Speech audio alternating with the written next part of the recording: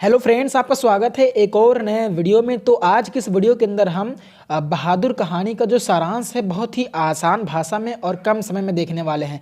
तो आप लोगों की बोर्ड एग्ज़ाम जो हैं वो 16 तारीख से स्टार्ट हो रहे हैं। तो ये बोर्ड एग्ज़ाम की दृष्टि से काफ़ी ज़्यादा महत्वपूर्ण है, तो आपको इसको अच्छे तरीके से तैयार कर लेना है। तो 5 नंबर का ये जो है बोर्ड परीक्षा में पूछा जाता है, तो ये बहुत ही ज़्यादा महत्वपूर्ण होने वाला है। तो मैं आज आपको बताऊँगा कि आपको इसको कैसे लिखना है। तो आप देख सकते हैं कि ये बोर्ड एग्ज़ाम में एक तो आता है कि सारांश लिखिए और एक आता है उद्देश्य लिखिए।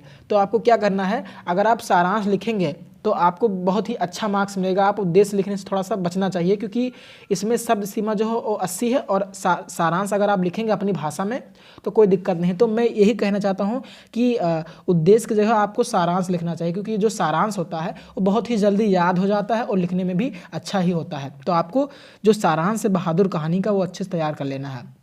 सारांश बहुत छोटा होता है और आप उसको अगर एक बार पढ़ लेंगे तो बहुत ही अच्छे तरीके से याद हो जाएगा। तो मैं यही कहना चाहूँगा कि आप उद्देश्य लिखने से बचें, आपको सारांश से तैयार करके बोर्ड एग्जाम में जाना है। ये बहुत जल्दी याद भी हो जाता है और अच्छे से बोर्ड एग्जाम में लिख भी जाता है। तो मैं यही कहूँगा। तो चलिए अब मैं आपको बताता हूँ कि आपको इसका जो है सारांश कैसे लिखना है बहुत ही कम समय में और आसान भाषा में। तो आपको इसका सारांश लिखने से पहले आपको थोड़ा सा इसका इंट्रोडक्शन बता देना है, जिससे एग्जामिनर को आपकी कॉपी थोड़ा अलग लगे। आप जितना कुछ अलग करेंगे आपको उतना ही बोर्ड एग्जाम में अच्छा नंबर मिलेगा। तो सबसे पहले आपको शुरुआत करनी है ऐसे कि बहादुर प्रसिद्ध कहानीकार श्री अमरकांत जी द्वारा रचित एक मनोवैज्ञानिक विधान की कहानी है।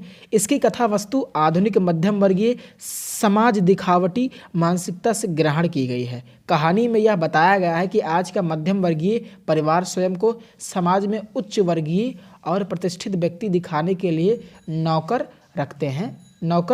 रखते हैं, जबकि उनकी आर्थिक स्थिति इसकी इजाज़त नहीं देती। तो सबसे पहले आपको क्या करना है, सारांश लिखने से पहले थोड़ा सा इसका इंट्रोडक्शन देना है, जिससे आपकी कॉपी थोड़ा यूनिक लगे। अब आपको यहाँ से सारांश लिखना है। अब सारांश कैसे लिखना है, बस आपको करना कुछ नहीं, इसको एक बार सरसरी नज़र से पढ़ लेना, आपको सारा याद हो जाएगा। तो आपको ऐसे लिखना है कि बहादुर एक नेपाली लड़का है जो इस कहानी का नायक है। यह एक असहाय बालक है। इसके पिता की युद्ध में मृत्यु हो चुकी थी।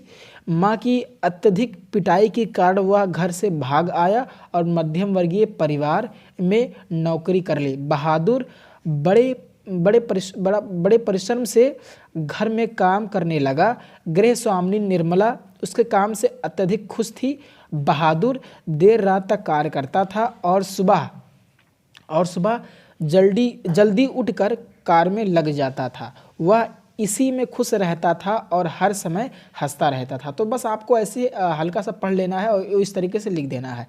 निर्मला का बड़ा लड़का किशोर एक बिगड़ा हुआ लड़का था। उसने अपने सारे काम बहादुर को सौंप दिए। यदि बहादुर उसके काम में तनिक भी गलती कर देता तो वह उसे गालियाँ देने लगता। वह छोटी छोटी बातों पर बहादुर को पीटता था। और लिखना है कि निर्मला का परिवार बहादुर के प्रति पहले तो अच्छा व्यवहार करता था, परंतु धीरे धीरे कठोरता बरतने लगते हैं।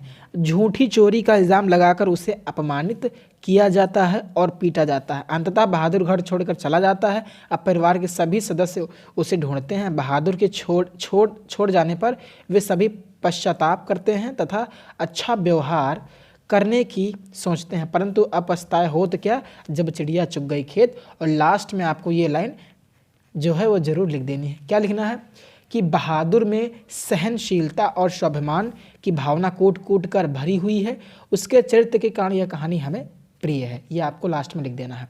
तो आपको सारांश लिखना है। बस आपको क्या करना है, इसको एक बार पढ़ लेना है और अपने भाषा में लिखने का प्रयास करना है। ज़्यादा बड़ा आप अगर इसको एक बार पढ़ लेंगे कि ये कहानी टाइप में आपको पढ़ना है और बिल्कुल याद हो जाएगा कि इसमें क्या क्या हुआ है, यही चीज़। बाकी आपको लिखना अपनी मर्जी से, इस तरीके से आप लिखेंगे तो आपको अच्छे में फुल मार्क्स मिलेगा।